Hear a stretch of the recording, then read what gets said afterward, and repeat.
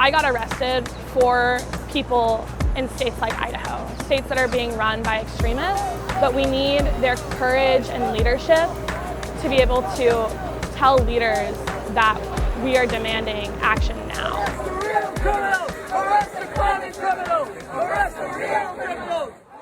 Growing up, my mom always told me I could skip class for 2 reasons. 1, powder days, and 2, for protests. I decided to come to New York for Climate Week, which happens every year. It's where leaders, both in government and the private sector, come together to talk about climate solutions. But we know that leaders have been talking and not acting. I chose to come here to tell them that we need real climate solutions and to tell Biden that he needs to declare a climate emergency. This is my first time participating in Climate Week in New York. On Monday, hundreds of climate activists went out onto Wall Street to blockade the Federal Reserve. Right now we're at the park where we all congregated, we met, we talked about what this action was going to look like and just the plan of how everything was going to work. We started marching over to the Federal Reserve, and it was this really solemn, powerful moment because we were singing songs and we were chanting. Finally, we arrived at the Federal Reserve and people begin blockading the doors. We were up and down this arm in arm, linked up, and there were rows of us. So as soon as someone got arrested, someone else filled in that spot. At the point I was arrested, I kind of got shoved back towards where all the police were. We really did that. Pretty insane experience.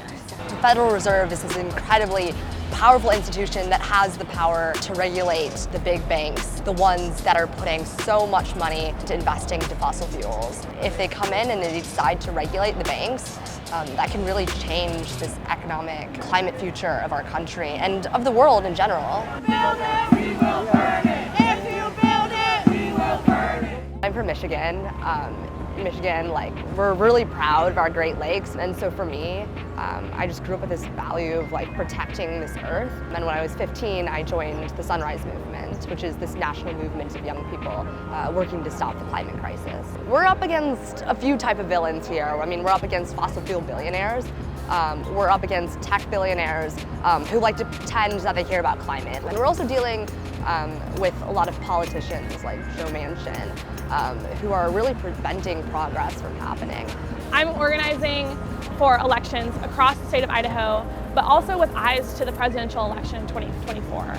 We need President Biden to act, and he's campaigning on broken promises right now. By addressing the climate crisis, he will show Gen Z and young voters that he is taking tangible steps to solve the climate crisis. Young people, we are a very powerful voting bloc, and I think we're beginning to prove that if you don't stand by us on climate, we will vote you out. That's why we were here, that's why we were blockading the Federal Reserve. Young people have always led the charge, and they've always been the ones changing the political common sense in America. We are moving on to the next phase of the climate revolution, and we're coming and we are really unstoppable.